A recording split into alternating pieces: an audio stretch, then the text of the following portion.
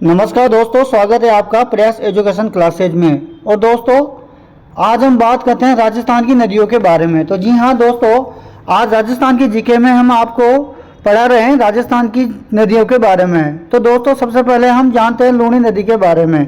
तो लूणी नदी का उद्गम स्थल अजमेर जिले से होता है, जो कि नागपाड़ अरावली से शुरू होता है। और मेरे प्यारे विद्यार्थियों, यदि आप इसकी लंबाई की हम बात करें तो इसकी लंबाई है कुल 495 किलोमीटर, जिसका राजस्थान में 320 किलोमीटर एरिया आता है।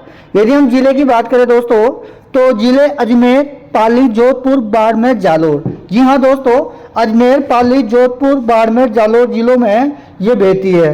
और इसका अंत होता है दोस्तों कच्छ का रण, अरबी सागर तक नहीं पहुँचती हालांकि।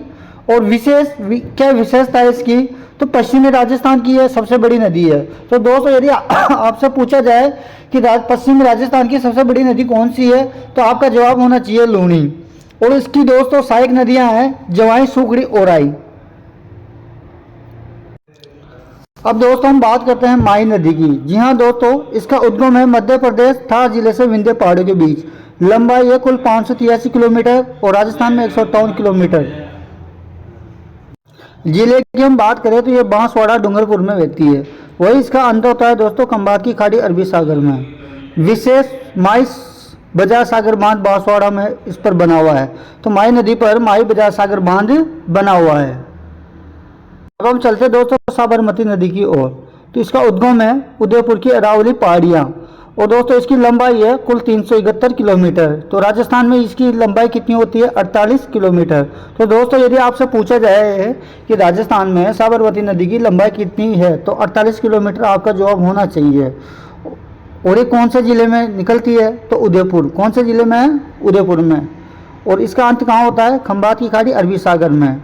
और विशेषता, गुजरात की जीवन रेखा साबरमती नदी को कहा जाता है। पार्वती नदी। अब अगले पॉइंट पे हम चलते हैं दोस्तों, तो पार्वती नदी। तो पार्वती नदी का उद्गम कहाँ है, मध्य प्रदेश सतपुड़ा की पहाड़ियों में है। लंबाई की हम बात करें दोस्तों, तो कुल लंबाई है इसकी 437 किलोमीटर और राजस्थान में इसका बहाव है 120 किलोमीटर। तो पार्वती नदी का राजस्थान में बहाव कितना है, 120 किलोमीटर। जिले की हम बात करें तो बारा झालावाड़ जिले में ये अधिकतर बहती है।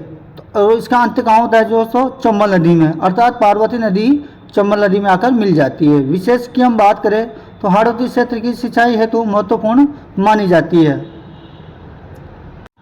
अब दोस्तों हम बात करते हैं अगली नदी। तो अगली नदी काली सिंध नदी। काली सिंध नदी का उद्गम है मध्य प्रदेश देवास जिले के विंध्य की पहाड़ियों से। तो मध्य प्रदेश में जो देवास जिला है वहाँ की विंध्य की पहाड़ियों से इसका उद्गम है। यदि इसकी कुल लंबाई करें तो दोस्तों इसकी लंबाई है 427 किलोमीटर और राजस्थान में ये 145 किलोमीटर बहती है। राजस्थान में कितने किलोमीटर बहती है दोस्तों, 145। जिले की हम बात करें तो दोस्तों ये झालावाड़, कोटा, बारा जिले में इसका बहाव है। और इसका अंत होता है दोस्तों चंबल नदी में। अर्थात दोस्तों काली सिंध नदी भी चंबल नदी में मिल जाती है।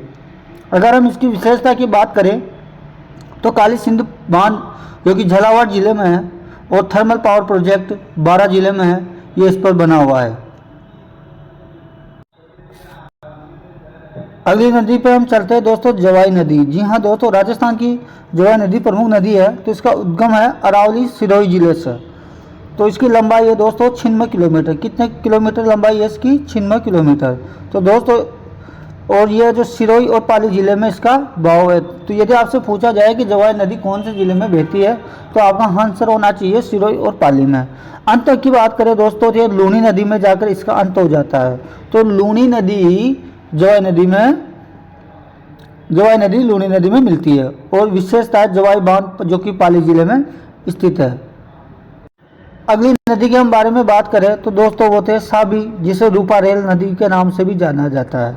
तो दोस्तों इसका उद्गम है हरियाणा और ये इसकी लंबाई है 300 किलोमीटर और राजस्थान में 94 किलोमीटर में बहती है। जिले की हम बात करें दोस्तों तो ये अलवर, भरतपुर जिले में इसका बहाव क्षेत्र है। और अंत होता है तो ये मैदानों में लुप्त हो जाती है।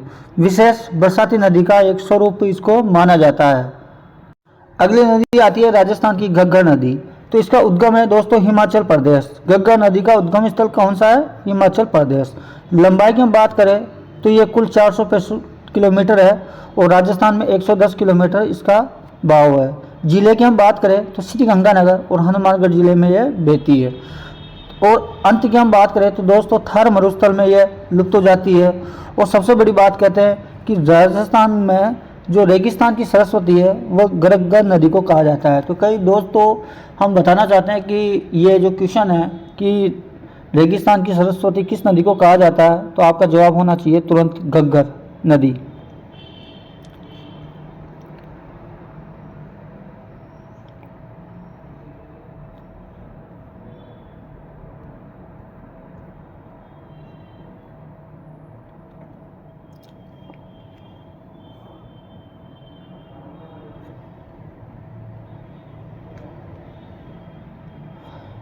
अब हम बात करते हैं दोस्तों मेंढा अर्थात मीतड़ी नदी। तो इसका उद्गम है अरावली सिरोही, लंबाई है 100 किलोमीटर, जिला सिरोही जालोर, अंत लूनी नदी में हो जाता है और विशेष है पश्चिमी राजस्थान की अंतस्लेर नदी।